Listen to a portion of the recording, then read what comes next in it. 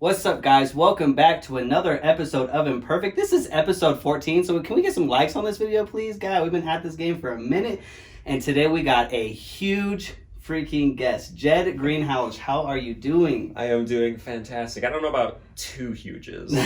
Two huges. I'm all right, but that's pretty high praise, sir. Oh, God, man. This man is very talented. I am so excited to talk about the topics that we have today. We're about to dive in deep. First, Jedd, I want you to tell me about yourself. Tell me about why you love being a violinist. What's your roots? All that kind of stuff. Yeah, I'm a violinist, more of a composer nowadays. Okay. But my root for my love in music is all very much in the violin. I started at the ripe age of 13, which is about 8 years later than you should if you want a career in violin. Facts. Let me tell you. Facts. But I started when I was 13. And my orchestra class was the most amazing outlet that I had ever had in my life right up to that point. And I adored going to rehearsals, and I had to know how to play every part. Like, right. I was never gonna get called out in rehearsal for not knowing shit. Like, so you got your shit done. Oh yeah. Little 13-year-old Jedd was like getting shit done. Let me tell you. So if you were 13, where did you learn to play? Was it like private or in school? Or? It was in school actually. Oh, cool. Yeah, my very tiny town magically had an orchestra program for middle schoolers. Yeah, I know. What? Yeah, it's quite a diamond in the rough, let me tell you. Little Cuna, Idaho has got a great orchestra program. Dude, that's awesome. Yeah, it's phenomenal. But yeah, that's where I started. I learned from Mrs. Garrick. She played in the Boise Philharmonic. Oh, wow, okay. Yeah, and she taught in her spare time. And so I got the chance to learn from her, and she was just unbelievably inspiring. And then I branched out into fiddle and pop, which were the two genres that I personally enjoyed. Right. And then it was just gangbusters from there. That's awesome though. And so when you were training, when you were learning how to play the violin, was it more like, I don't know, what would it be, like orchestra? How would you say it? Because it wasn't pop. You weren't learning pop. You were just learning I see. What type of music were you like? Right. I was playing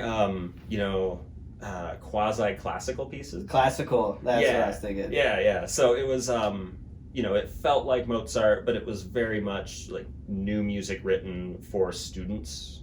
Oh, cool. But it was in that sort of classical concert music style. Dude, that's awesome. That's awesome. So you learned at 13, which I can't relate in violinist, but as you know, when I started dancing, it was the same way. When I started dancing at 14, everyone was like, "You should have started at 3. Sorry, you're not gonna make it." That's what everybody says. Yeah. It's insane.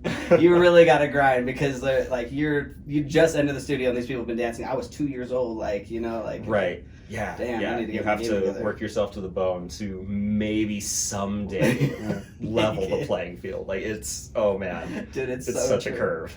That's awesome. So what got you in? What was the moment that got you into being a violin? Was it one of those things you have to pick an instrument and you're just like that one, or what was the moment that you're the first time you held a violin? It was I loved the Last of the Mohicans soundtrack when I was a kid. Okay. And there's a very prominent sort of tribal fiddle solo all the way throughout that soundtrack. And I had the option to pick violin, and I immediately thought, ooh, Last of the Mohicans. I like that little song. I'm going to play violin, and then I'm going to learn how to do that. Fun little story. I have not yet learned how to fiddle. That was my next question. I still have not sat down and figured it out. It's fucking ridiculous. It's made me love my instrument, but... Dude, that's awesome, though. Yeah. I'll get around to it someday. One day, it'll come around. Yeah, so you learned violin, and you went all through high school, and when you went to college, did you go straight into the music program? I did, yes. It was really funny. I actually did not intend to audition at all for the school that I wound up attending, ISU. I had this science project. I was a senior in high school, and we had to present it on a Saturday, and I really did not want to deal with that. And so I find about a week before the audition date that ISU's music auditions are the same date that I have to give this science presentation that I really don't want to give. Oh, God. And so then I said, you know what? I'm auditioning for ISU. Sorry, I can't make the date. And they were like, okay, that's fine. Like, I mean, it's for college and stuff. And so I totally got out of presenting for this stupid science project. And that was what brought me to ISU. And the audition went super well. Like the best audition that I had had for the entire season. That's awesome. Yeah. And then I wound up going there. Dude, that's so wild. That's actually like really cool to like end up doing that. And so you ended up getting your undergrad too, right? Yeah. Undergrad. So when you went to, what's like the degree name? Like what did you get it in? I got a bachelor's of science in music. In music. Yeah. So do they like train you just in violin, or do they like teach you? Yeah, they teach a lot. They give you a lot of general base knowledge that is just useful for you as a musician. They force you to sing. Oh, wow. Yep, you have to take 4 semesters at least of piano training. So they get you generally pretty proficient, at least like church hymn proficient at piano. Right. You have to do so much music theory. I took some classes in conducting. Oh, wow. And then also composition, which is ultimately what I ended up pursuing. That's what I'm saying. So they really make you well-rounded. And that's the same way as the dance program is like, want to be a hip-hop dancer, but they're like, you have to take ballet, tap, jazz, modern, to make you that well-rounded dancer, which does help your core. It's super useful, especially, working in pop as I do now. And I'm sitting in a studio working with some people. And I can just pull out like jazz chords when they're saying like, oh, I want like something to sound really interesting or funky here. I can just say, oh yeah, just do all this. It's fine. Just do all this. Dude, that's awesome. So yeah, when you started composing, so what is that? Like, how would you define that? Yeah. Composition is the writing of music. Oh, okay. So, I'll sit down with a blank score, usually on my notation software. And then I write the melodies, I write the harmonies, and say like what instruments I want where, when, all of that information. It's mapping out the blueprint, I guess, for music. Right. So you kind of like, this is like, you train like professionally to be a violinist. What got you on the pop side, like the pop side of being a violinist? Yeah. And I used to be, I'll tell you, not very many people know this, and not many people, I think, will believe it. I used to be the biggest music snob of all time. Oh, God. I hated everything that was on the radio. Oh, no. I despised all of it. That's all pop music? Yeah, I know. Yeah. And I would not even listen to music if it had like a singer and like a band. That was way too mainstream for me at the time. Oh gosh. I would only listen to, like symphonic works and, like classical vocal stuff. That was my bread and butter until I was a sophomore in high school and Lady Gaga's Bad Romance came out. Oh, man. And there was something about her rah refrain that she has sprinkled throughout that song that was so infectiously lovely to me that awesome. I could not turn away. And so I found myself repeatedly listening to that song just to hear that little motive. And then I ultimately fell in love with the whole song. Following that came a love for the person, a very intense love for the person. I love Lady Gaga so much. I can vouch for it. I'm a bit of a Gaga nut. But, it was Lady Gaga that really opened my eyes to how great pop could be and how fun and showy that was. That's awesome. Yeah. And then, Gaga shortly after that released her Born This Way record. Right. And at the time I was a hopelessly closeted gay dude. Oh God. Yes. Now you guys know, by the way. Yeah. Oh yeah. By the way, I'm gay. But I was a hopelessly closeted gay dude. I hadn't told anybody. And then Lady Gaga is like, you're beautiful because you are who you are. And it's all this like gay propaganda everywhere. And I just fell in love with awesome. that. And that is such a, common voice in pop. Yeah. And very so, true. Yeah, I found a lot of liberation when I was younger in pop music. And that's what really shot me toward that genre mentally as a musician. Even though I was still training on the classical side, I had such a strong emotional awakening at the hands of pop music that I had to go in that direction with it. Dude, that's awesome to kind of find your way with that. Thank And you. side note, like, because I remember you very much loving Lady Gaga. Just like Right, I her remember. albums, her pictures. You just knew everything. Like, Yeah. Didn't we listen to Joanne? Yep, we did. Yeah, we did. And- We had to like drive to Boise or Oh something. yeah, that's right. And that was the night it came out, and I was really like stressed because I didn't want to like not have heard it when it was already out. I know. Oh man! So But- yeah, you were there for that. Yeah, I totally remember that. That was a dope album too. But it's crazy too because like I appreciate Lady Gaga too, but I fell in love with her after like because you moved out and you're doing your grind and stuff, and I'm still going through school. But I found my love for her because she came out with the best fucking movie. Not The Shallow. Sorry, that's the song. The Shallow. But yeah, like fuck, I can't remember the name. A Star Is Born. Thank you, God, Jesus. Don't worry. Yeah, A Star Is Born, dude. I was like, when I was watching it and I finished, I was like, I need to tell Jedd, and I never did, but I was totally should this have. is like Lady Gaga. Now I love her so much from that movie. Like that performance was phenomenal. It really was. Like, oh my god! And I love Bradley Cooper and his directing and all that kind of stuff in the first place. But like seeing her like kill that role, I was like, my god, it was unbelievable. Let me tell you, I love that movie so much. The soundtrack just brings me to my knees. I know. Like you got you got Spotify playing, it hits that song, you're like, turn it up. Oh yeah, hell yes. Oh man, hell yes. Yeah, that album. I went to that in the theater. 5 times. Jeez. I went to see A Star Is Born 5 times in the theater. That's wild. Yep, and I sobbed like a child. Oh my god. Every time at the end. Oh my god, it destroys me. You're like, he just has his hand up and you're like, it's all good, he's gonna get in his truck. Puts it down, you're like, fuck. I know. It was good. Literally, because on Amazon you can like pre-order movies. So I straight up like, if I was like pre-ordered that, so we got it now on DVD. Right. Like you have to have that movie. And anytime someone hasn't, I'm just like, watch this today. Yeah. Like it is essential. Like I mean, sorry to be everybody else, but absolutely a contemporary classic in my opinion. It really is. The album, just everything about it. Yeah. What a beautiful piece of time. But I just wanted to like kind of full circle that. I'm like so how glad. you know, I'm so like, glad you told me. I heard of Lady Gaga, then I saw It Met You, and then you were like all about Lady Gaga, and then like didn't really listen much, and then I saw that movie and I was like, holy shit. Yeah. Yeah, it's a good piece. It's a good piece. But that's crazy. I started playing violin at 13 years old.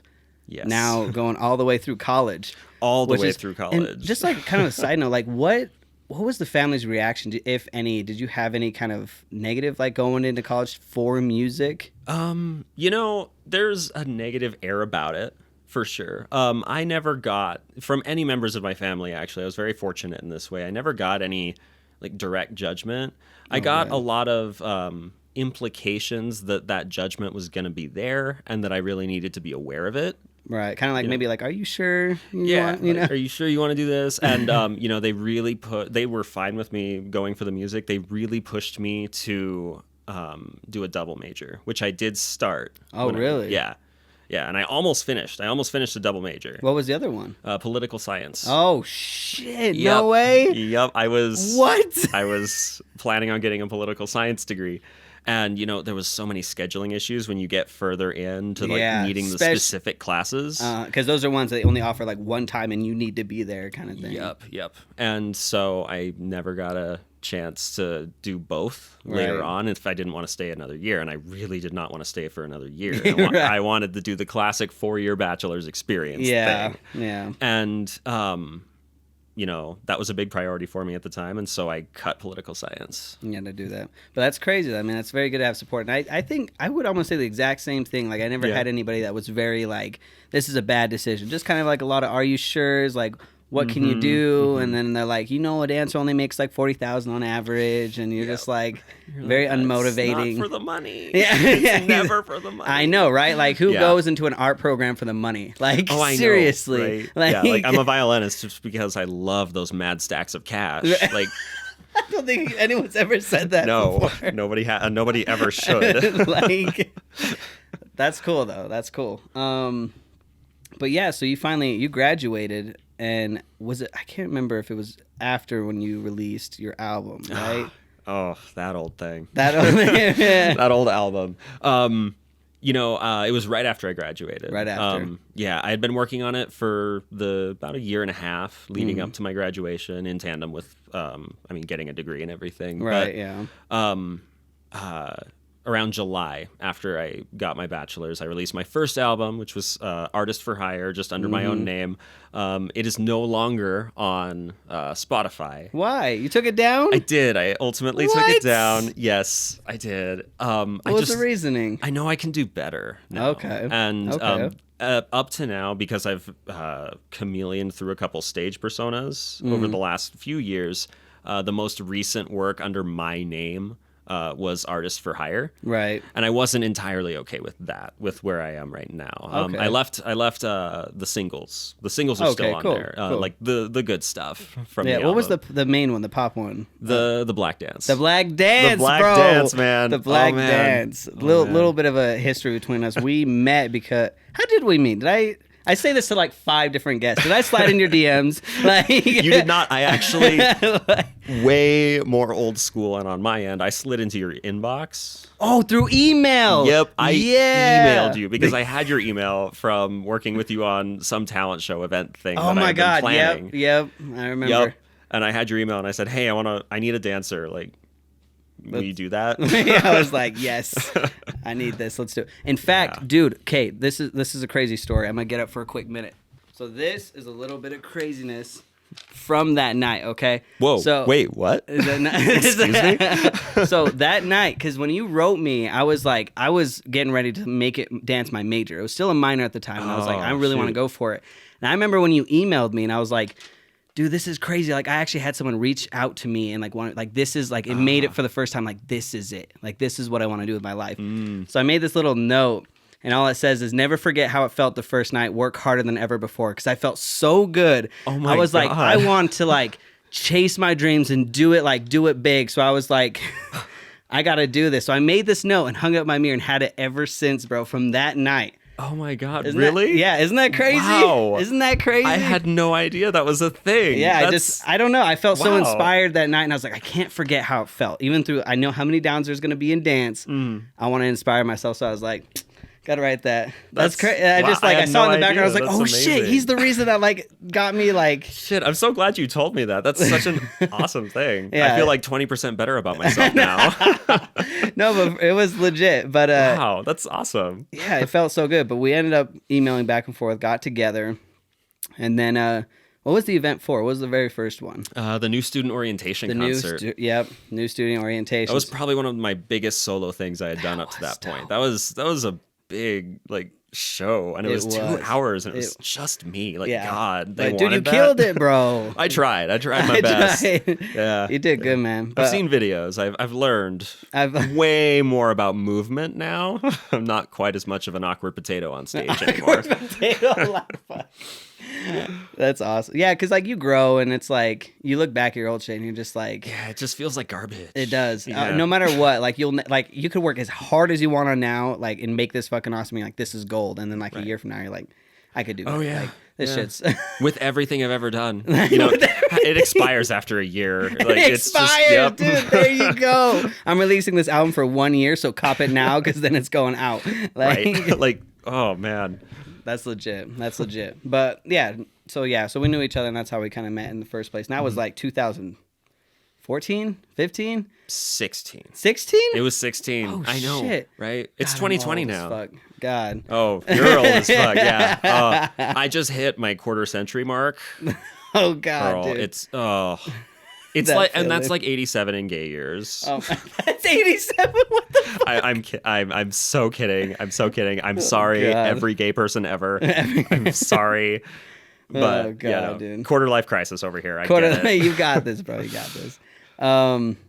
But going back, so yeah, that first album, Artist for Hire, which I did enjoy. Thought it was really dope how it came together. Thank you. I appreciate that. But then you led to you only have 2 albums, correct?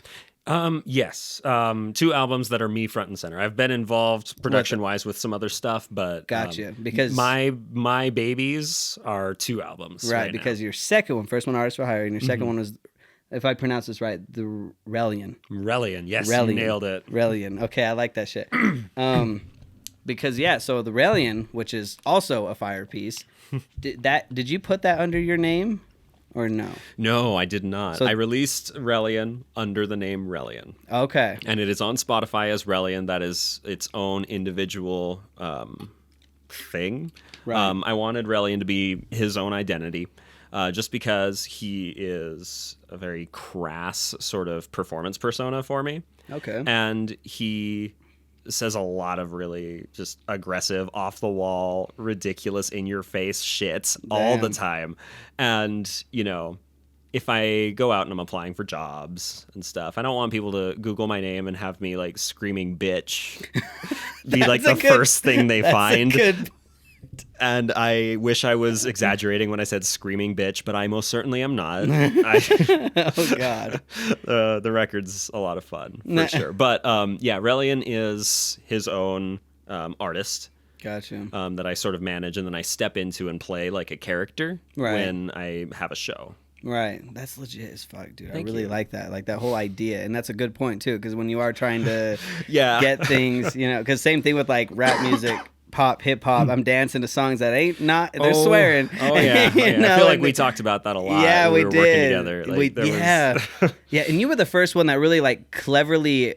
Because remember when we were talking about marketing and posting and sharing stuff and trying to get views, and you were like, I have my Facebook as like me and my friends, but then I have my page, right? So I'll post to my page or have it like third person or whatever, and then share it to like first person to your page to really like step up that marketing. And that influenced me for a long time. And in fact, that's how I run the show is Imperfect. It's always like, this is the guest, blah, blah, blah, blah, blah, blah. I'll share it on my page and be like, oh, this is my guest, like.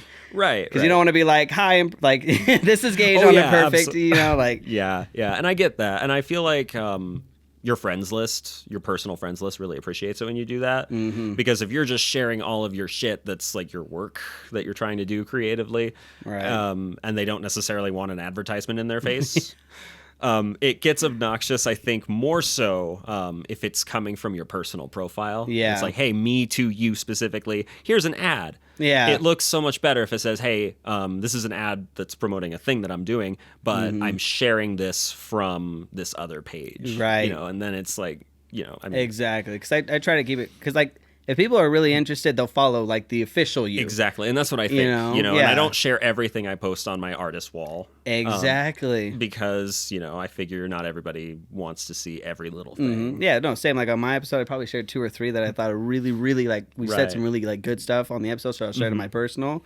But like, if they're not liking my, my Imperfect page or whatever, they're not gonna. Yeah. They're not, like, obviously, they're just like, okay, now not only am I not liking your page, I'm unfriending you. So, right. Like, yeah, for sure. And I mean, it feels nice to share stuff and have all your friends liking it and commenting and everything. But I think as someone who wants to be someone who creates content and generates income from doing so, you really should be trying to cultivate that kind of love and attention from strangers. Yeah. And that's easier from a page than from a personal profile. Yeah, totally agree. One thing about Facebook while we're on the subject, did you notice, like, if you want to, have you ever boosted anything on Facebook? I have a couple times. So Facebook, like, it sucks too because, like, I feel like on Instagram I have 30 followers and I'll get like 10 to 15 likes or whatever. Right. On Imperfect. On Facebook, I'll get 1 to 2. But I have over almost 250 likes. Right. And I'm like, and so I went to the boost option one day to see if I can boost a couple of posts, and it says boost to the people that like your page. And I'm like, wait a minute. I have to pay to reach my own fucking audience? Yeah, that's asinine. What the fuck? So like, they asinine. liked the page. They want to be notified, yet I have to pay for this content to reach them. Yep. It's super frustrating. Super frustrating. Like, seriously, get on your shit, Facebook. Like, yeah, it's a struggle, man. But yeah, so with that album, though, how many tracks are on it? The Relian album? Yeah. Yeah. So I released it in February. It's got 9 tracks total. It's called I Am Not Sorry. Damn. I like that shit. Thank you. Thank you. Not sorry. Thank you. I am very much not sorry about a single moment of it. That's awesome. So do you have any features on it? I do. I have a couple.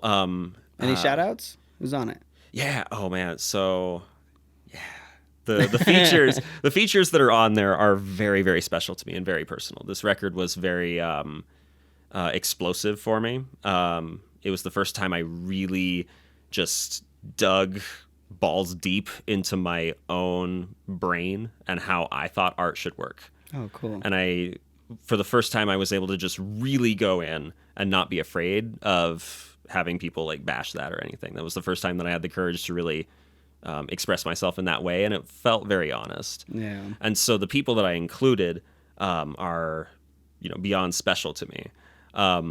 The two instrumentalists that I had are actually ISU students. Oh, cool. Yeah, Chase Hagee on trombone. Oh, yeah? And then Chris Rhodes on clarinet. And I used them in the beats that I designed for the song.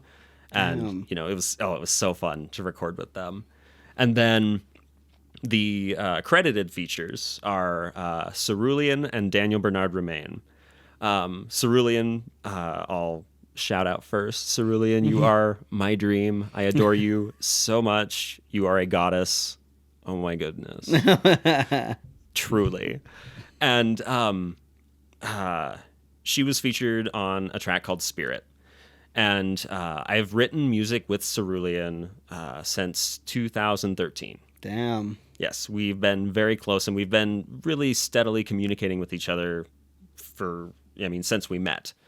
And we haven't always lived in the same place, but we always have, a message thread going back and forth. Right. And we wound up in the same place in Arizona when I moved down there. Really? Yeah, it was very strange. Oh, we damn. met up here in Idaho. We did a couple music together, a couple like tracks together. We were a band called Cerulean and the Beat. I like it. Yeah, it was fun. And then we kind of went our separate ways artistically. I think we both just had to get really broken by the world and then come back and be able to just like feel that together. And That's then dope as fuck, really dude. create. That's some really raw art. I like that. Yeah, it was a lot of fun. And Cerulean was very involved with the entire production process of the album. I sent her at least 6 demos for every fucking track. I'm sure she got so sick of my goddamn voice. Oh my God. She is a saint with that. So much patience. But she asked me about 2 drafts into the track Spirit if she could sing the hook for me. Oh, damn. Yeah, because I was trying my little heart out. And I'm an awful singer. I really am. I do my best. When you get to like traditional, just sing this tune, my voice sounds like fucking garbage. Jesus. It does. And so I said, yeah, absolutely. Record this chorus with me. And she did. And after editing with my vocals that I've been doing for so long, and then dropping her vocals in and taking mine out and pressing play without even doing any editing at all, damn. I felt like I was armed with a fucking bazooka with her vocal samples. It was insane. She just sounded like gold. That's awesome. On the track. And so it was very special because, and Spirit is very much about my journey. It's sort of my coming out story. Mm-hmm. And to have someone who was peripheral in my life throughout that whole journey singing the hook for that track, it was very special. That sounds fucking awesome. Yeah. It was great. So what is her specialty like singing? Like what's her kind of thing? She's a singer. She's an incredible singer, let me tell you. That's fucking awesome, dude. Yeah. We have a lot more collaborations that we'll be doing in the future. Hell yeah. But yeah, Cerulean, she's amazing. So that album, did you make that while you were in Arizona? I did. So you were out in Arizona when you made that. I was, yeah, and that's where I met Daniel Bernard Romain. Right. He was probably the other major influencer on the album. I showed him everything. He, and I still can't quite believe this, he is a really, really great violinist. He has a doctorate, and he was Lady Gaga's go-to violinist for a long time. What? Yeah, there's a video of this man standing back to back with Lady Gaga on a stage, total rock star pose, in the middle of a song, like playing a violin solo over Poker Face. Oh my fucking God. It's insane. Dude, I can only imagine how you felt when you heard that, bro. Yes. I met him judging an event as like a guest judge. He was the other guest judge. And they read my little bio, my cute, tiny little bio. And then they go over to this guy and they say, oh yeah, Daniel Bernard Romain, he has performed, all over the world, and he has a doctorate. and he has like 3 albums out, and he's performed God. with the likes of Philip Glass and Lady Gaga. Dude, and I'm your just head, sitting you're there like- and I'm like, fucking what? Dude. Oh man, I was so excited. And he was a professor at ASU at the time. Cool. Yeah, and so immediately I launch myself into his pocket in every way that I possibly can. And he wound up recruiting me for a lot of projects that he worked on for the following year, and I worked with him a lot for the record, and he ultimately played violin for me on the album. Dude, that's such full circle again, bro. That's wild. I shared a violinist with Lady Gaga. Dude, that's pretty fucking awesome. Yeah. He was on it was a track called Ferris Wheel of Fire, which I think is one of the more memorable tracks on the record. Damn. So you were at ASU. I was, yes. I was getting my master's degree. I was about to say, you were attending ASU while doing all this, right? Yes, I was. That's awesome. So what were you going for ASU for? ASU, I was attending for 2 big reasons. I had a job with them teaching undergraduate music theory and oral skills. Oh, damn. Yeah, and it was great. It was so great. And in exchange for doing that for them, they waived out-of-state tuition for me. Oh, my God, Yep. dude. And they said, hey, come be a master's student with us. Get your master's while you're like teaching and learning the ropes with, functioning in academia on the leadership level. Dude, that's awesome. Yeah, it was a blast. And so that was part of the reason. And then I really wanted a master's degree in music composition. Damn. So how did that go? I got it. Holy fuck, dude. I got it. So I got the master's. You got a master's. I do. I have a master's. Fucking wild, dude. Yeah, it's kind of terrifying, honestly. How was it class-wise? Like, I don't even know how you explain this, but like going to school for like an undergrad compared for a master, is it really like that much fucking harder? It is a completely different world. Oh, damn. In a lot of ways, it's way easier, if you ask me. When it comes to the content, it is about 10,000 times harder. Oh, gotcha. But by the time you're doing a master's, hopefully you're looking at a subject that you love and that's that doesn't feel like work to learn more about. Yeah, you were saying when you were here, you had to like kind of they taught you all different sections kind of thing. Was that the same as masters or like a lot more? With the masters, it's much more specialized. Okay, cool. Yeah. So like you said, it seems like you are learning a lot more of what you like, what you love, what you want to know. Yeah. I went from composing extracurricularly as a like general music major to composing almost 24/7. Jeez. It was intense and really, really fun. That's crazy. That's wild, dude. So how was Arizona though? Like you were out there for how much? I was there for 2 years. 2 years. 2 academic years, yeah. Gotcha. It was hot. It was hot. I fucking bet, dude. In every sense of the word. Like it just, the weather was just brutal, except for the winter. Winter it's fabulous. Oh yeah, because it's a little bit chilled out, like perfect temp kind of thing. Winter is great, summer is just brutal. And then, I was super active here in the community in Pocatello when I was going through my bachelor's program. I was doing so much. You were doing a lot. You were. Oh, good Lord. You were like, because you were the head of like the program that put on all the student events. Yes, yeah. I was the director of the Union Program Council. I worked for the radio station. I remember that. Yeah. So all the classy people that listen to NPR at ungodly hours of the morning, they like recognize my voice. Dude, and that's let me awesome. tell you, a way like larger number of people like noticed that than I thought. Really? Yeah, like there were a lot of people when I was reading on NPR. They were like, "Oh, hey, I heard you on the morning news." I was like, "What?" People are listening. People are listening.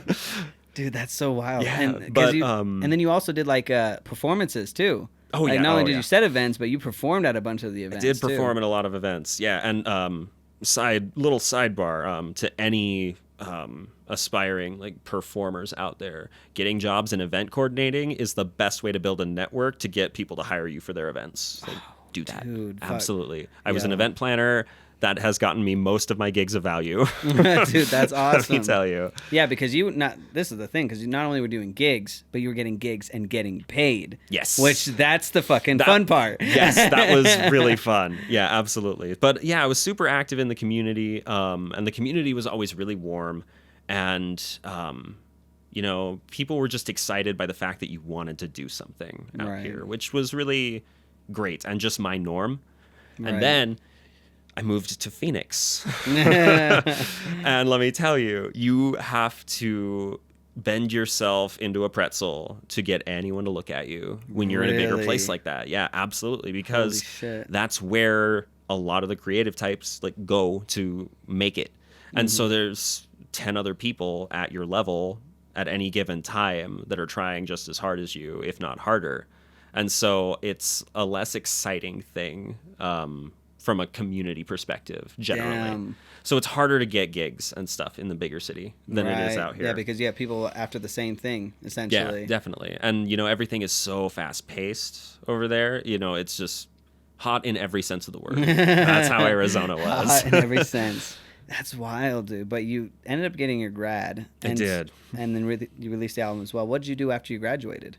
After I graduated, I got an offer to return to Idaho for a little bit and do a summer-long residency with the Mountain River Ranch in Ryrie. Oh, that's right. Yeah. That's right. Which, that was so fun. Such a treasure of a time. Dude, tell me about it. Like, what was it like? Yeah, you know, we did dinner in a theater, and we dressed up in great, just elaborate cowboy costumes. I got to talk with Twang. It was no way. Oh yeah. Cowboy Jedd was a thing. It was Cowboy Jedd. He was a character, let me tell you. And we got to spend the whole night with these guests that bought tickets and just acting character around them and socialize with them for a while. And then we had a couple like choreographed things that we would do to like engage with the audience. Then we would all sit them down in a barn that had been converted into a kitchen. The chefs would cook people dinner. We'd serve them, and then we'd give them an 1.5 hour long music variety show. That's awesome. Which was so fun, let me tell you, to have a band.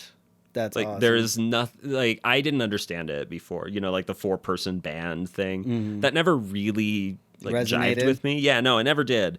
And then I was part of a 4-person band, and I immediately understood. Like just, you know, the people that you pound out through rehearsals with, and that you want to strangle half the time, and that you build on this thing that y'all built, or that you stand on this thing that you've all built together, and you perform. And the 4 of you love nothing more than doing that, and to share that with someone.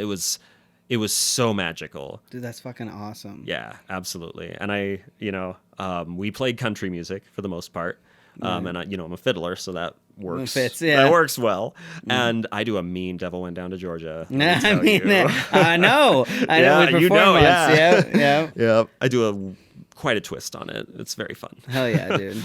So yeah, one thing we kind of curved around is like, so yeah, I mean, you've done a lot of fucking shit. Thank you. You know, I've been busy. It's, you know. And it's cool too, because like a lot of what you said is, you know, when we had a guest on, we're talking about college and is it worth it, you know, especially for an art program. Music may be a little bit different because you're, you know, like maybe stuff to study, like legit, you know, like. Right. But, you know, but like that conversation of if college is worth it, because it wasn't you just like going to school. You didn't just go to class and come home. Like what we're hearing from you, especially in the underground, is like you were hosting events, being the director, you know, doing your own events, performing at your own events, composing music. Even when you went to graduate school, you were teaching. Like you were always trying to extend out. Yes. And I think that's like a huge lesson to teach people, because it's college isn't one of those things that you just like pull up to, you learn, and you get a job. Right. Okay. Yeah. I have so many opinions about this. Let's hear it. Yeah. You know, I'll chalk up everything I think about that issue into just like one general statement. And that is, if you are pursuing a dream of an artistic vocation and you want to use college to do that, that is absolutely fine. You are going to have to work 10,000 times harder than any other like college person outside of classes. Yeah. Outside of classes. I mean, not discrediting any college major. I mean, right. It's hard to, you know, get through and do the bachelor's and all of that. You have to put so much more outside of academic success if you want to actually succeed as a creative person in academia. Right. Because all of the, if you want to get straight A's, fine, that's great. And honestly, it'll do you a lot of service, as it always does in academia. But as far as moving your career forward, that's something you need to be doing simultaneously. It is something that you need to have as the highest priority. And the little sparkly nuggets of your life that will be career opportunities only appear at your busiest, most hectic moments when you almost feel like you cannot take adding anything more to your schedule. It's those last little gigs that are starting to trickle in, that are just like coming to you out of the blue, that you're not actively seeking. When that starts to happen, those have to be your top priority. Right. They have to be, or you're not going to go anywhere. You're going to get your degree in your hand and your dick in your other. Like, honestly. Honestly, big facts. Yeah. So it's possible to succeed as a creative type in academia and move on and have a great career. And especially if you get on into, graduate programs, if you want in on the, the higher brow levels of your industry, that's how to get in. That, you have a lot of connections with festivals and, stuff like that. And I've benefited a lot from just running in the networks that I've run with. Right. But, you pretty much have to not sleep. Yeah, you have to work hard. You have to grind. Yeah, there is always opportunity to be seized, and if you are not actively seizing it, someone else is. And you just always have to have that in your head. If you are going to do that, it's really fun and really rewarding, but it's really hard. It's a lot of hard work. I 1000% agree, because a lot of times you'll hear someone, oh, when's your next performance? And it's like, oh, in 6 months we have our dance concert. Yep. And you're just and like, that's not... but 6 months, like, what are you doing in the next 5.5? Like, what are you, like, what's going on? Like, why aren't you finding gigs and things like that? And that's where we got to work a lot. Is not only were we were both going to school too. Oh yeah, full time, we were. And then we were performing at just gig after gig. Yeah, and we were finding our own gigs. Like, even like the fair. We performed at that's a very good example. Yeah. Like, we just like, what's next? Okay, the fair's coming in a couple weeks. Email them, like, hey, can we get a stage? You only have 30 minutes. Dude. Hey, to have the initiative to do that, that's crucial. Yes, it's to get out and, like, add that. Because I think that's, like, the biggest thing is that whole conversation is called worth it or not. It is if you fucking make it worth it. Absolutely. Like, you have to grind and be the difference and to work your ass off outside, But, yeah, so, like, going through academia, what was it like being the pop artist, though? Yeah. Okay. Perfect imagery for it. I am just fucking Elle Woods. Legally Blonde. That is what it feels like. Oh, God. To be a pop-based musician in a music department, I am just, I have my chihuahua in arm and I am wearing fluorescent pink. That is what it is. That's awesome. Like, it's, stick out like... Yep, you stick out like a sore thumb. Man, oh man. I've had a lot of people judge me, but the judging is usually preemptive. For me, I found that a lot of my colleagues were a little apprehensive toward the voice that I choose to use when I do what I do. But I took them to like a live show of me doing it, and they're like, okay, I get it. I know, I understand. Like, yeah. When I sit them down and say, like, look, I'm a real musician. I have the same training you do. I just do something really, really different. Like, just let me show you what I'm doing here. And, hopefully you can understand. Most people did. Not everybody, but most. Most, yeah. Because like you said, it does stick out, but it is that difference. Because even when I was going to school and to now, like people I've been going to school with for years, I'll be like saying something about you, like whatever, blah, blah, blah. And then I'm like, they're like, who's that? And I'm like, oh, the violinist that performed in this, what I'm saying? Like, I sort of, it always like clicked because like, and that's what I'm saying. Like, if you did just go to class and pull them, like, how would anybody know you? Oh, exactly. You know what I'm saying? Yeah. But it wouldn't have been worth it if I hadn't like just rammed myself down everybody's throat for about 4 semesters at ISU. But it works, It works because people will remember you. And, and opportunities may come up. Be like, what would be a good one? That Jedd guy. I actually just got invited to do an intermission at a fashion show because someone on the board was like, wait, I think Jedd might be in town. Like, oh my God, there you go. And I hadn't talked to them for years. And, like little things like that. See, that's so fucking cool. Yep. And that's great. so cool. Yeah. Yeah, because I remember one time you did the Fiddler on the Roof, right? How was that, dude? That whole show experience. The Fiddler on the Roof. Let me tell you. First of all, it's my favorite show. Period. Really? Like out of all shows? Out of all like shows, really most mediums. Like Fiddler on the Roof is very close to the pinnacle of art for me. Oh, fuck yeah. I adore it so much. Klezmer music is my favorite style. It's my favorite thing to listen to.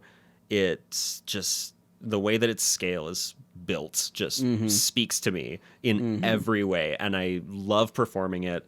The spirit that it's created in is very much the spirit I strive to, put in a room when I'm creating music. And to be able to take the stage and be my gay little self and play the fiddler in Fiddler on the Roof and play klezmer music in a like Broadway setting, that was the greatest treat that I have ever had in my performance career to date. That was so incredible.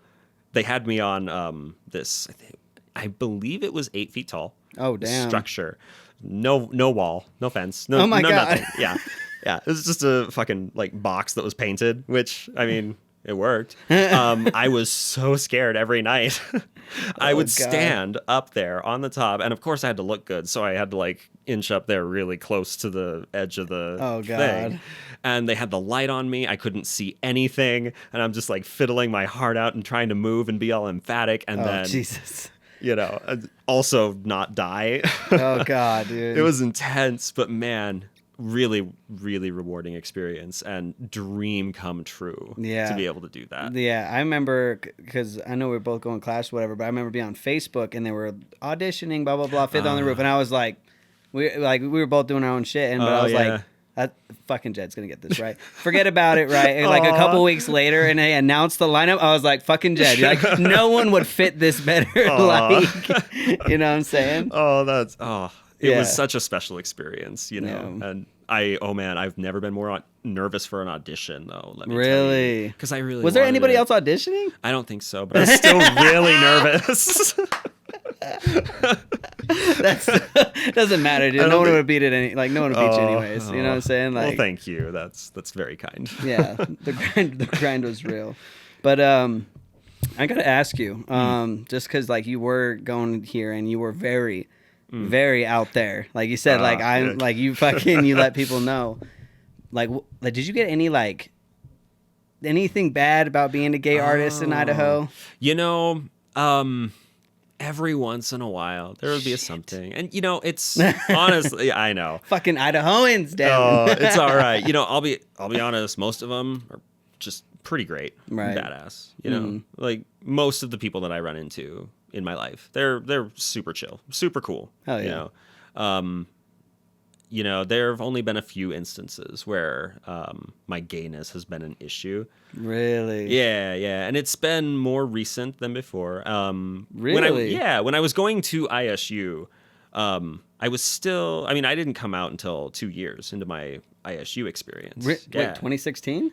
Yeah, I had shortly. Yeah, no actually, way. Yeah. I had come out not very long before I met you. Yeah. Holy shit. Yeah, I was still like freshly out. You were one of the first people actually that met me just as gay Jedd. As gay Jedd, Jesus, dude. Yeah, that's crazy. Yeah, it was. It was intense, and so my gayness wasn't quite as forward on stage and everything. I mean, it was pretty obvious that I was super flaming gay, but. It wasn't something that I used in a self-aware sort of way on stage like I do now. Right. Like when I'm on stage. Like you own that shit. Oh, yeah. Oh, I own the fuck out of that shit. Like, absolutely.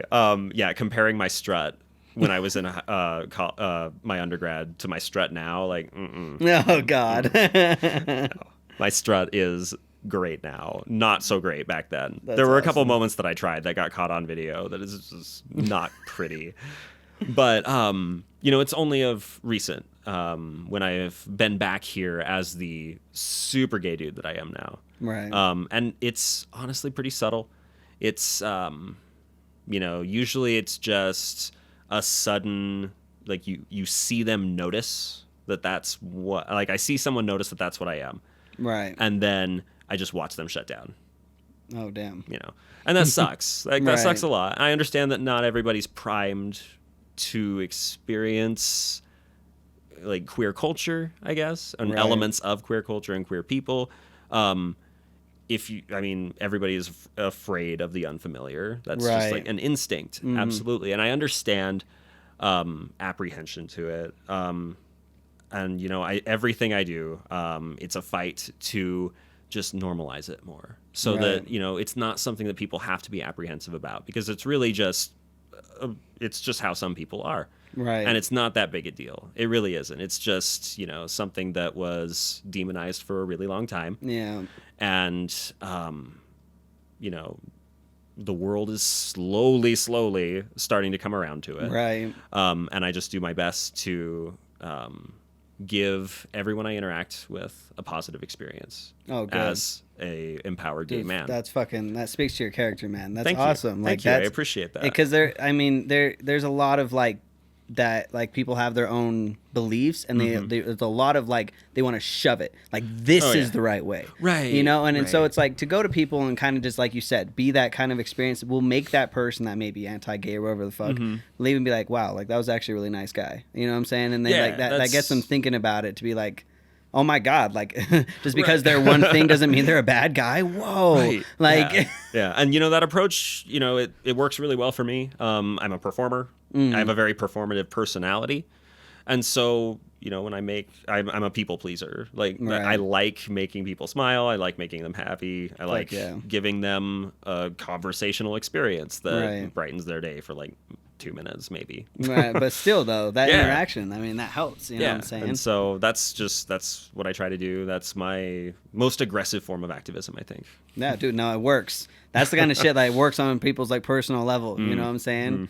That's good shit. Cause like, you know, fuck, like be yourself. Like if you are that fucking out there gay and be like, I'm gay and I'm gonna let you know, like fuck it. You know what I'm saying? Like absolutely. You know what I'm saying? Oh, like, and yeah, it's not a mystery. I am Soup's gay. Like Soup's totes gay. Yeah, so like why I don't want to get too personal, but like why wait till 2016 to come out? You know, it was a lot. You know, I was raised in a I guess sort of an offshoot branch of Christianity. My entire family was from that religion. That religion was very, very I don't want to say restrictive. I want to say guided. Right. They had a lot of guidelines, and my entire family followed it always. It was very much a big priority, and that church is not kind to queer culture. Right. It doesn't look kindly on it at all. Right. And so I waited until I had complete and total fiscal independence for myself, where I was entirely my own human. I wasn't on anybody else's phone plan. I had no other insurance. No ties. Yeah, because I understood that it might cause an issue. Right.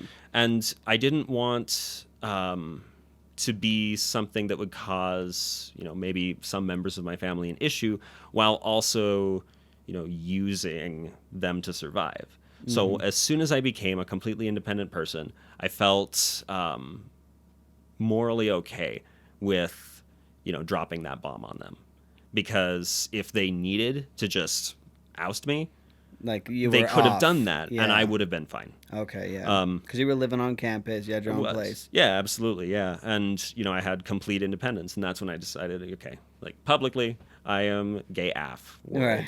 So what was it like a Facebook post, or was it? No, like it was not a Facebook post. Was it like the family reunion? Like, hey y'all, got an announcement. You know, I didn't do like a grandiose announcement. I just stopped hiding it altogether. And just next time you saw someone, you were just like, this is me now, kind of thing. Yeah. And if it came up organically, it came up organically. I would just say like, oh yeah, I was on a date with this guy the other day. And they'll be like, wait, what? Huh? Jedd, what? Wait, what? Yeah. And then I'm like, what? You're surprised? So like, did some people go like, yeah, I was going to say that. Did some people know? Oh yeah. Because it's like, how to, you know, sometimes like, how do you not know? I mean, yeah. Right. Like, you know what I'm saying? Oh my God.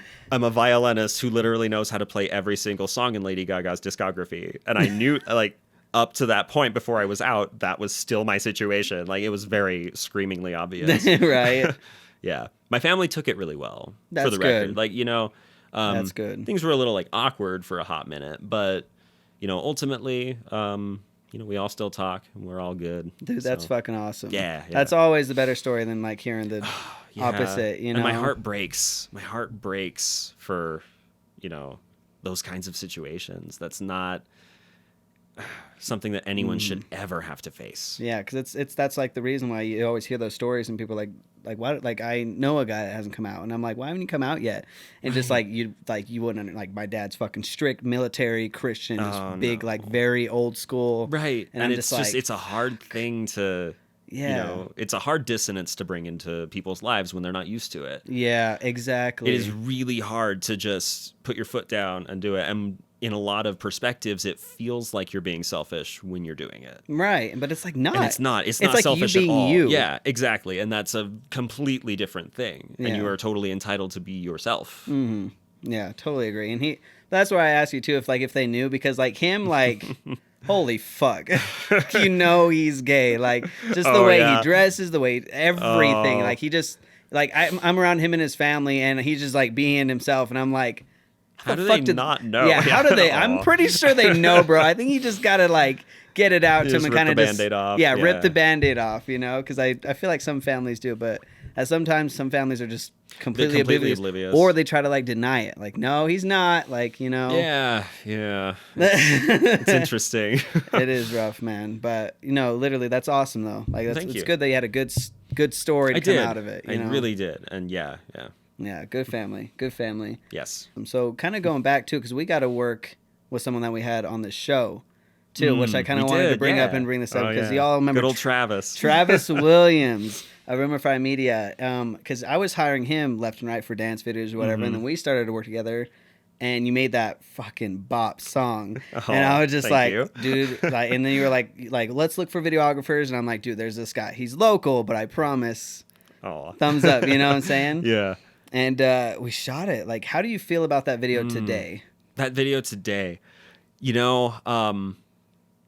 I regret the bowling alley. I'm gonna be honest. I regret the bowling alley. Yeah. I am honestly like really happy with the rest. I honestly, we should have just shot everything in Albion. The Albion. Yeah. Oh my god. The Albion location that we shot in for that first day of shooting was magic, and it should have been the entire goddamn video. Yeah. Like the whole, we should have. I really fucking respected him because Travis had this idea when I was dancing. You saw the shadow on the wall. Remember? Yeah. I wish we put more of that because that was really that fucking was so like, great. It just meshed really well with the concept of everything. That shadow shot was so lit. We used that image, like the still image of the shadow, for some marketing and stuff. Yeah, we should have fucking straight used it. Yeah, we should have. But yeah, no, I love that video. The Vogue moment.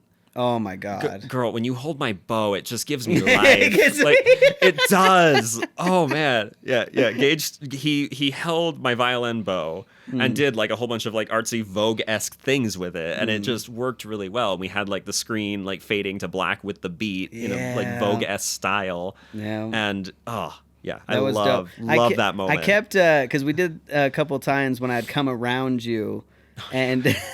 Oh yeah, he was like we were performing in for some of the shoots, but I'd grab the what do you call it? The bow. The bow. Yeah. Grab the bow and try to do it, and I kept. What was that? Do you have your thing on you by chance? I do. Let's pull it out real quick. Yeah, let's do it. Let's show people this violin.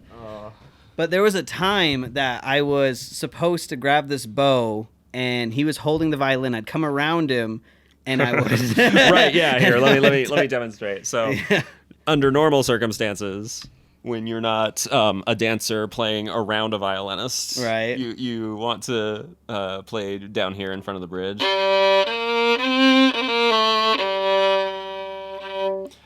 Gage put the bow over here on the other side of the bridge, which makes this glorious noise.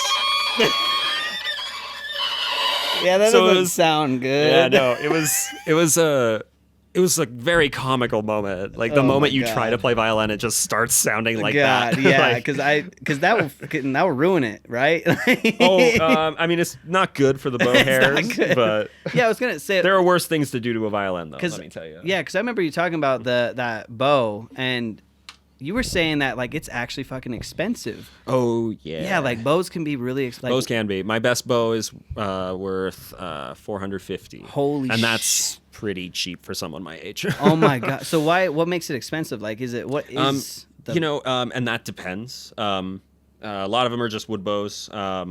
They do sometimes have fiberglass bows that are a little more expensive, and they can be a little more specific with weight.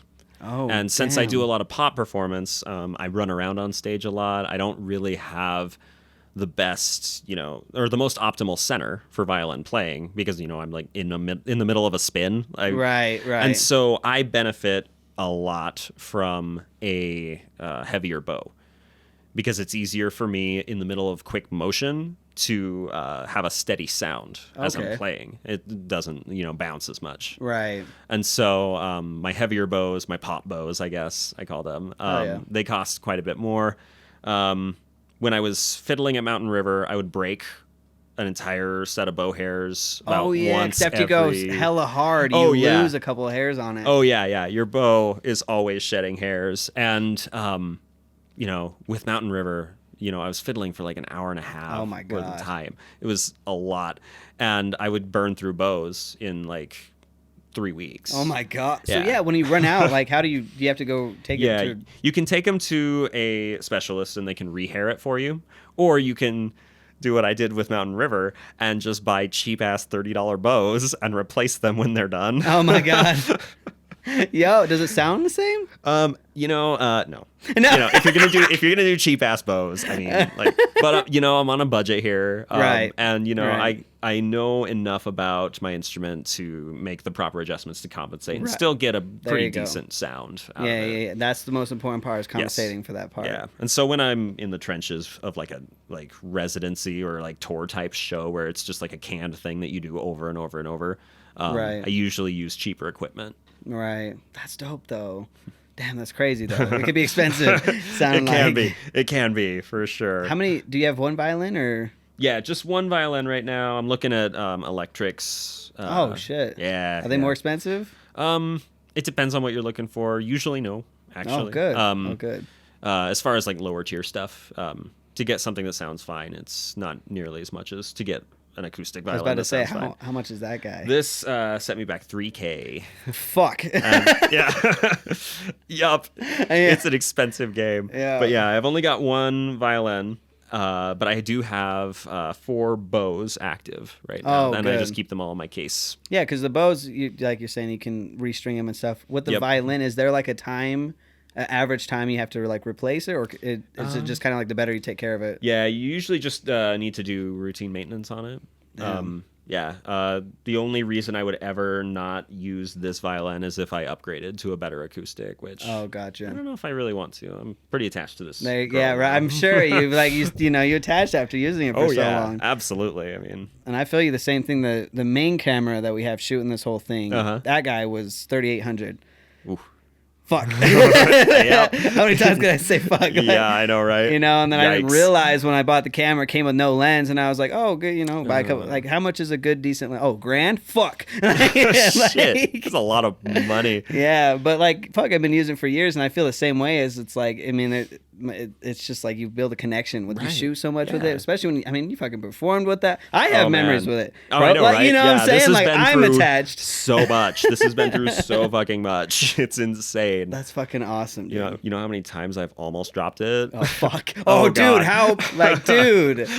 Yeah, that's got to be up there. I never tell when that happens. I never acknowledge it. Oh my God. You're just like, it's fine. Like, everything's fine. And it's like the same thing. It's like, drop your camera. It's like, oh, it's fine. It's fine. Just keep shooting. It's absolutely. Like, it's a little diagonal now, but just, Yep. That's fucking awesome though, dude. But yeah, that's fucking cool to be able to be a violinist and grow yourself in the ways that you have. Oh, thank you. To be that separate pop artist and to be, it's really just like you being you. You know what I'm saying? Well, thank you. But the best, the difference is, it's like I know who I am, and I'm gonna fucking put myself out there. You know what I'm saying? And I feel like a lot of people would stop at that mark because they would either hide who they are, they don't want to work hard enough. Like it's really coming to who you are and like wanting to fucking like better yourself. You know what I'm saying? And like fucking like I'm just gonna fucking be me. You know, that's why I hear 2016 sounds like the Jedd. Like I'm a fucking like I'm a be me, and I'm gonna take this shit by storm. Yep. Which you did. Like I can't explain how hard you work, bro. It was videos, it was photo shoots, it was songs, it was features, it was putting on events. It was, of course, college. Oh yeah, that thing that I was also doing. Yeah, that thing on the side. Yeah, college was a side thing. Yeah, it was a lot of fun. I feel so fortunate that it landed. You know, it put me in the orbit of so many wonderful people that have taught me so many great things and have given me so many opportunities. And the thing I try to do most is just wherever I go, you know, I try my best to work really hard, and then when things start working for me, share the love as much as I possibly can. Hell yeah. That's, you know. Dude, wise words from Jedd Greenhalgh right here, dude. Like, I try. I try.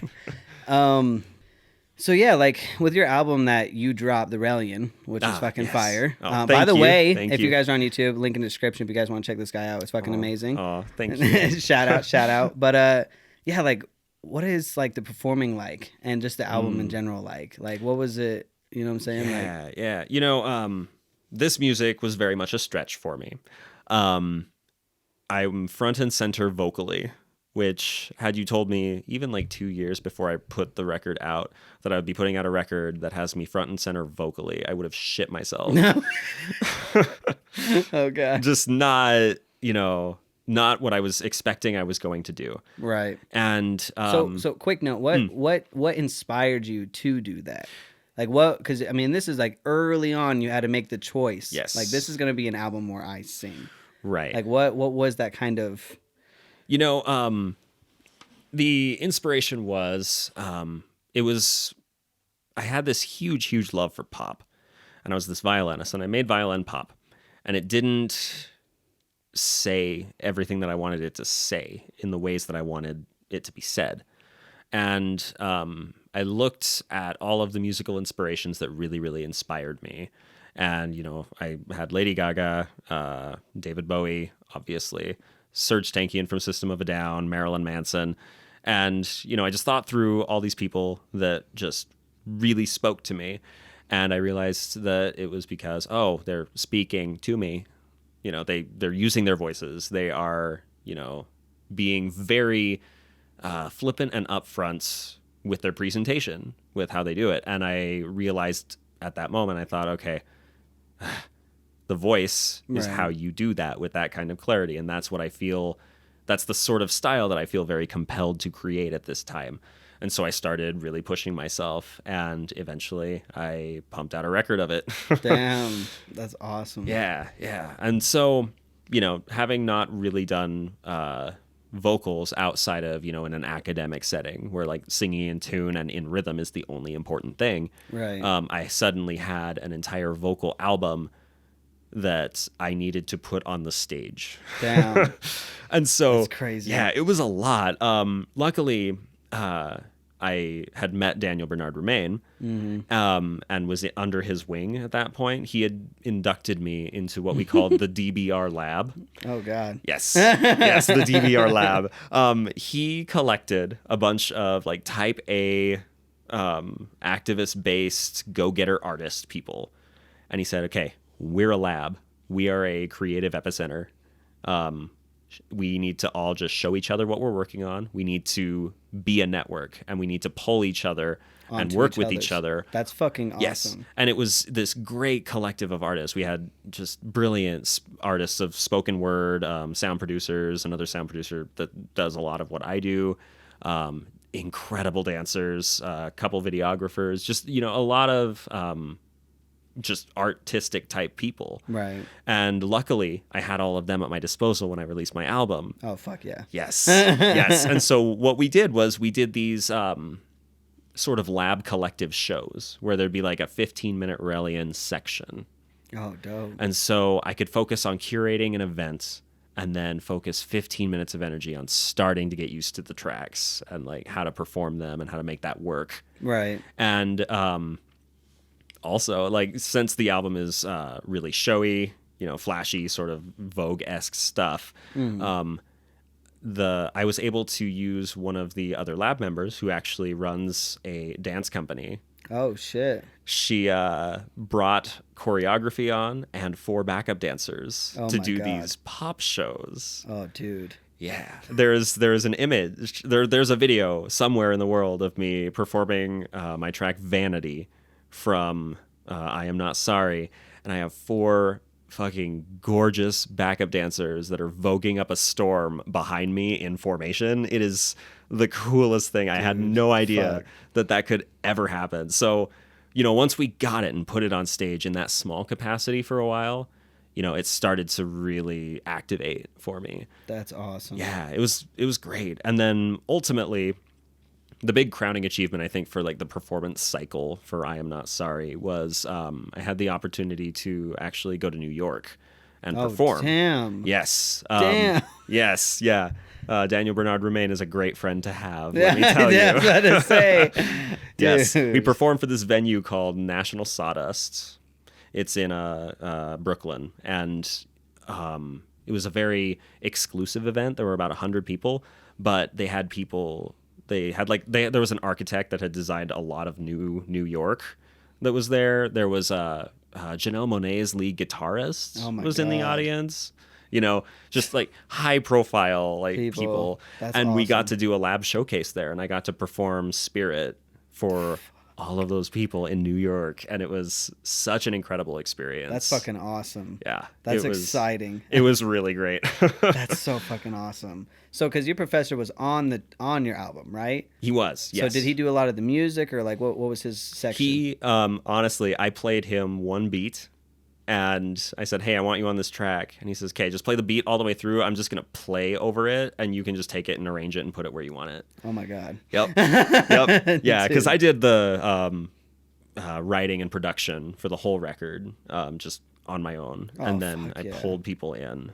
Dude, that's so awesome. That's cool. That's like a good way to like kind of have your vision, but then have other people bring their vision to your vision. You know what I'm saying? Absolutely. And the control is nice, but let me tell you, every moment that like really just shines nowadays after I've released the record to me are all of the moments that were collaborative. Fuck. Isn't that crazy? If anything fell flat, it was an idea that I kept isolated to me before putting it out. Right.